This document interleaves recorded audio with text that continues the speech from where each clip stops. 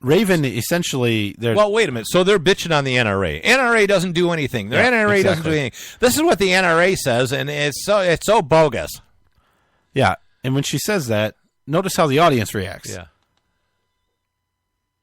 Massacre, if the NRA did not step up and try to be helpful, I really have no faith that they ever will. I mean, when you see 6-year-old children being massacred en masse, and you don't have some kind of plan to fix the future assassinations like that, massacres like that, it's not the gun, it's the people. Well, that's so irrational. I still believe that's what they say. I believe that the NRA. Okay, stop it. Yeah, so she says... You may not have caught that. She says sarcastically, it's not the gun, it's the people. Saying that's what the NRA right, says. saying that's what the NRA says. The audience overwhelmingly applauding that. Yeah. And then she's like, well, no. That's not what I'm saying. That. That's what they say. I don't think that. I think it's the gun. I think it's the gun that's the responsible. How dense dumb. Can she be? Dumb. I mean, really? And Whoopi Goldberg, earlier in this clip, right? You go check it out. There's like a 6-minute clip that's been posted all over the internet with this whole segment. She's talking about these guns that only belong in war, the AR-15. Oh, yeah, and you can't hunt with it because if you hunted with it, when you shot the white-tailed deer, you would end up with deer dust. Deer dust, because it's so powerful. It's so powerful. What you need to hunt with is like a 30-06. Yeah. Which is nowhere near as powerful as an Winchester Magnum. Look, I mean, really, it's just ridiculous. It's ignorance. Weapons of war. Ignorance. It's just ignorance. It's ignorance. I kind of chuckle at it, but it's difficult because they're serious. I know, and they're stupid. And people they're just follow them. I mean, they are ignorant. If someone sat them down and explained things like ballistics, and statistics, looking at the actual data, no way. Like Michigan Open Carry going to this representative had an open forum on gun violence, and the president of MOC said, well, how many of you people think that, gun violence has gone up? And, all the anti-gun people raise their hands. Oh, yeah, it's horrible. Of course it has. I saw it on the media. A chart, and it's way down. But it was funny because even the representative said, well, I think it's gone down. But, yeah, he wants to ban guns. Sure. Everything. But you think that the people that are there are going to change the way they think? No. I mean, that's what you just said. I know. I think you're absolutely wrong. Well, it doesn't. You and I sat people around. You and I, we have turned people around, but we sat down. You and I sat down in a diner with one of these irrationally anti-gun, scared of everything people, and she was afraid of bullets. And even when you explained them all to her, you pointed out different sizes, what they were for. She was still afraid. Like, she was uncomfortable. She was a local government official. She was uncomfortable sitting at the table with bullets sitting on it. No gun in sight. Right? And the reason she was because when she was young, her father pointed a gun at her and threatened to kill her. So what do you do? Yeah. It's irrational. There's something going on. You can't... I don't think you can change that. I get when you get bit by a snake when you're a kid, you're afraid of snakes forever. Yeah, I got pooped on by a snake, and I hate snakes. But I love snakes. I'm rational about it. I think they should be banned. Which reminds me of the Indian entertainer that was doing cultural music and stuff, and part of it was to have a live cobra on stage. It's always a good idea. Yeah.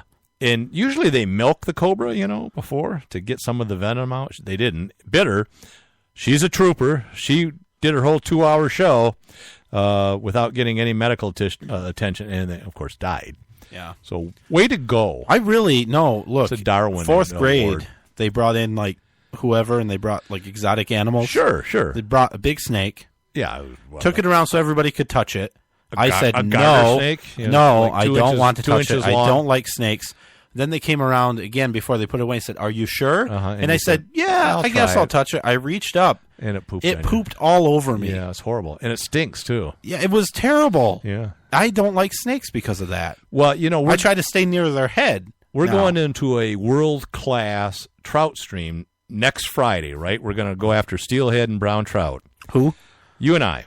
Okay. Together. You don't know about this, but we've booked this. I've booked it for us. Okay. We're going to go trout fishing. Uh-huh. If the weather warms up, there might be a snake. Where? Somewhere around the river. Really? Water snakes. Do they swim? They swim very well. Wow. Yeah, and they get like 4 feet long. Do they bite? They're very aggressive. Okay. But well, they're not venomous. Bring snake repellent. I will. It'll be, Johnny Walker Red Scotch whiskey. And a nice lady to suck the venom out if you get bit. There'll be somebody there to suck venom out. It won't be a pretty lady. You bring in Steve? Yeah, Steve's coming. Okay, so Marin County. It's near San Francisco. Near it, yeah. It's a beautiful county park. Yeah. So there's not a there's lot a bike that trail annoys there. me more than the Beautiful bike trail. than the kind of contention between the share the road and the we need lanes specifically for bikes. And right? we need that money. Annoys me. Well, okay, yeah, that's separate from the story. What I'm saying is we have the same people going at this at a problem the same way, right? They're saying share the road. So you're driving a car, you better share the road with the bikes. It's but not also, even that. This isn't. I'm not talking about this. Oh, okay, good. No, we're going to this now. What are they doing? I give up. No, talk to me about sharing the road. I love to share the road. This with is not a road. bicyclists. This is a damn bike trail. I like and a hiking trail. I like to share the road. All right. I prefer it when the bicyclists yell "share the road," like have a sign on their back that says "share the road," but then they follow none of the traffic laws. I saw that the other day. I couldn't believe it. There's a whole group of bikers going through my rural area where I live, right through the stop sign. Actually, they were shouting back, "It's clear!" And all the bikes. Well, do you understand how much of an inconvenience it is to stop? I do. On a bike. I didn't do it either, but then they can't. You haven't stopped on a bike in 30 years. That's probably true. But I used to bike. Yeah. No. And I wouldn't stop. I would look. But I also didn't bitch about, right, when you people got hit trying with to a run car, me you down, just pulled right. yourself up by your bootstraps I and said, kept going. Yeah, what do I expect? Cars were smaller back then. I wasn't on the sidewalk. I flipped the cop off and told him to go something about his mother, and got a resisting arrest charge. He arrested me. Yeah. All right, so this is a big park, really popular with mountain bikes. Up and down. It's in California, so it's up and down, beautiful country. There's hikers and there's bikers. So they decided that they're going to put in a speed limit law, and they're actually going to have rangers out there with radar guns and enforce a 15-mile-an-hour speed limit. Yeah, so, which is good. It's good because it's not. It's good because of the years of data that they've been collecting. That they know, that this is a real problem. Because the director of the Marin Parks said, we don't have good data about how often speeding is occurring in the open space trails, and this effort will provide good data about speeding in our preserves. Well, he's a citizen, presumably. The first step is to gauge the problem by equipping rangers with radar guns. He said for now they will only issue warnings, but ticket writing would soon follow, and a citation would go on the violator's driver's motor vehicle record, and fines could reach $100. Now, the stupid director says, I acknowledge that the trails are relatively safe, but said a reasonable speed limit could keep it that way. So, look, we don't have a speed limit now, and it's safe. We impose a speed limit. It could keep it that way. I run into this, with involvement with the local government here, and I think it's similar everywhere else, where there's not a problem, but they think that they because are all going the to head people it off. that were killed by drones in your town? Drones, the height of headstones, what else? The crosswalk that they want to put in town. Yeah, there's not a problem. We've had literally zero incidents. But couldn't we be preventing a problem from happening? Well, that's what Well, it seems like we've prevented problems for the last 50 years from happening.